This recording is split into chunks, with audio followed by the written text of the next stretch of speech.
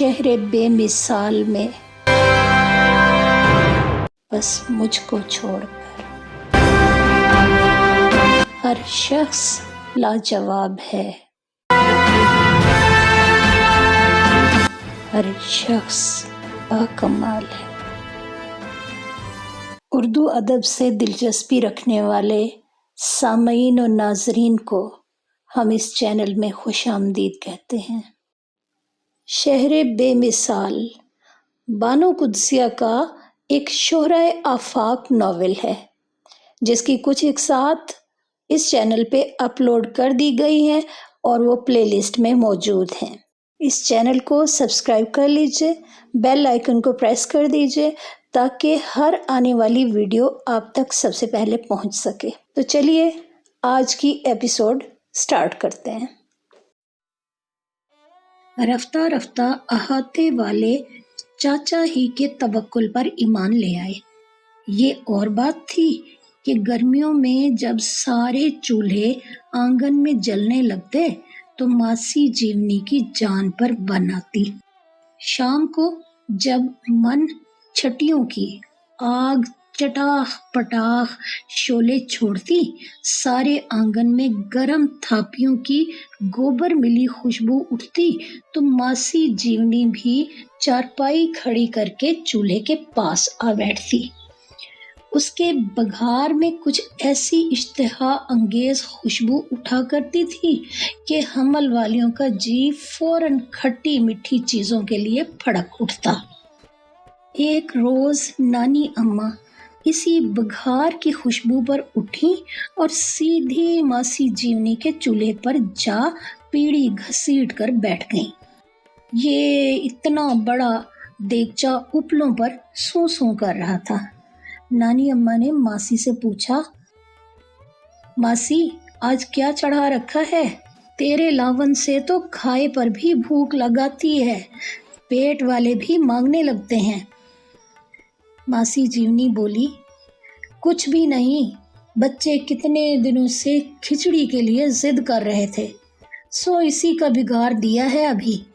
मेहरा को बहुत शौक है खिचड़ी का। खिचड़ी काहे की है मासी? मसर की के मूंग की? कल ही ताज़ा मोठ लाए थे, सो वही डाले हैं।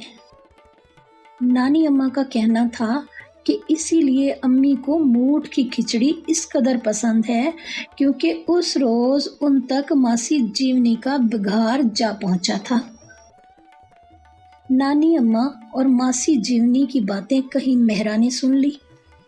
कहाँ तो मासी जीवनी थी कि अपने घर की बातें खुद अपने आप से भी ना कहती थी, और कहाँ उनकी बेटी मेहरा थी कि कासिद कबूतर की तरह घर की बात ले उड़ती।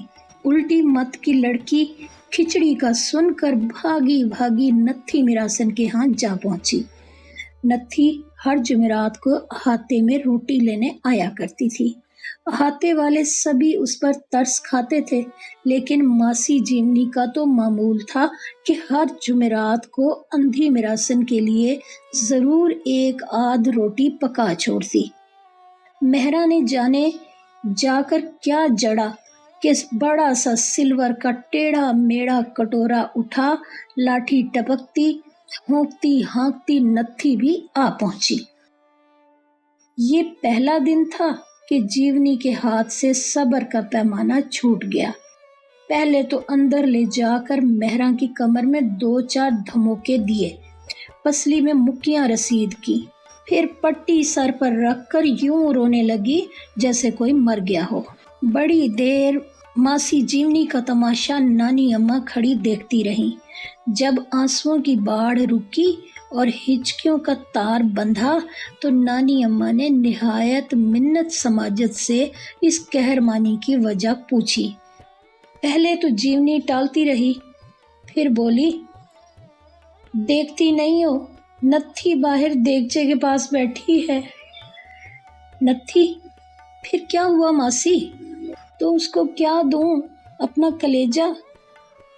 उसके कटोरे में खजूर की गुठलियां कैसे डालूं जो इस देगचे में पक रही हैं?